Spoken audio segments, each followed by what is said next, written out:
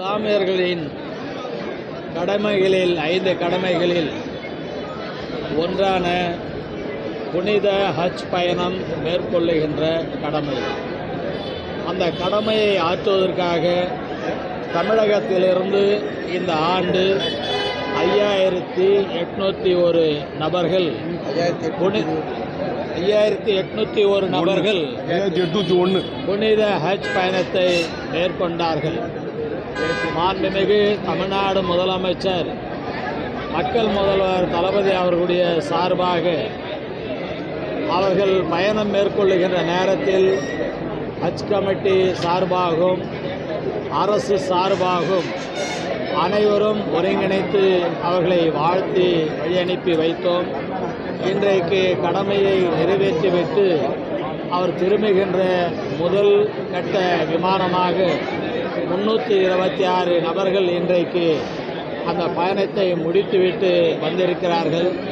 அவர்களுக்கு தமிழக அரசு சார்பாக, முதலமைச்சர் சார்பாக, நம்முடைய துறை சார்பாக அவர்களை வரவேற்கிறோம்.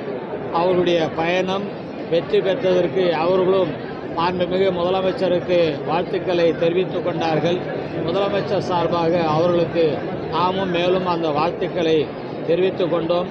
இதைப்போல புனித ஹஜ் பயணம் மேற்கொள்ளுகின்ற ஒவ்வொரு நபருக்கும் இந்த ஆண்டிலிருந்து தலா 25,000 ரூபாய் இணை மானியம் வழங்குவதற்கு முதலமைச்சர் அவர்கள் ஒப்புதல் அளித்து சட்டமன்றத்திலே அதை நாம் பதிவு செய்து அந்த திட்டத்தை செயல்படுத்த உள்ளோம்.